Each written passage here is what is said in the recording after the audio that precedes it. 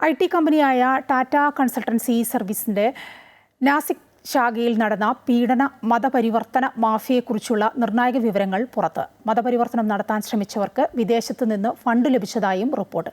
TCS ഓഫീസിലെ സംഭവങ്ങളുടെ പശ്ചാത്തലത്തിൽ സംഘടിതമായ നിർബന്ധിത മതപരിവർത്തനം ഭീകരപ്രവർത്തനമായി കാണണമെന്നാവശ്യപ്പെട്ട് സുപ്രീം കോടതിയിൽ ഹർജി. IT കമ്പനിയായ ടാറ്റ കൺസൾട്ടൻസി സർവീസിന്റെ മഹാരാഷ്ട്രയിലെ നാസിക് ശാഖയിൽ നടന്ന പീഡന മതപരിവർത്തന ശ്രമങ്ങളുടെ നിർണായക വിവരങ്ങളാണ് അന്വേഷണ സംഘത്തിന് ലഭിച്ചത്.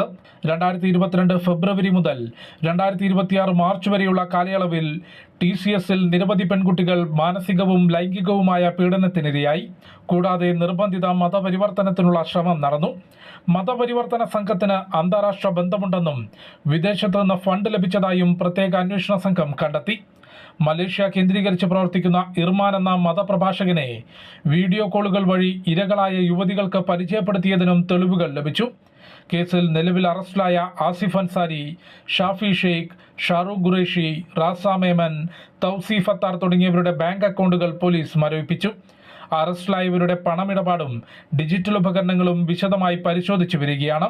മാനസികവും ലൈംഗികവുമായ പീഡനത്തെക്കുറിച്ച് വനിതാ ജീവനക്കാർ പരാതി നൽകിയതോടെയാണ് ടാറ്റ കൺസൾട്ടൻസി സർവീസിന്റെ നാസിക് ശാഖയിൽ നടന്ന പീഡന മതപരിവർത്തന മാഫിയയുടെ പ്രവർത്തനങ്ങൾ പുറത്തു വന്നത്. സംഭവത്തിന്റെ പശ്ചാത്തലത്തിൽ സംഘടിതമായ നിർബന്ധിത മതപരിവർത്തനം ഭീകരപ്രവർത്തനമായി കണക്കാക്കി നിയമ നടപടി സ്വീകരിക്കണമെന്നാവശ്യപ്പെട്ട് സുപ്രീം കോടതിയിൽ ഹർജിയെത്തി. അഭിഭാഷകനായ അശ്വിനി കുമാർ ഉപാധ്യായ സമർപ്പിച്ച ഹർജിയിൽ ഇത്തരം പ്രവർത്തനങ്ങൾ തടയാൻ കോടതി ശക്തമായി ഇടപെടണമെന്നും ആവശ്യപ്പെട്ടിട്ടുണ്ട്. അമൃത ന്യൂസ്, ന്യൂഡൽഹി.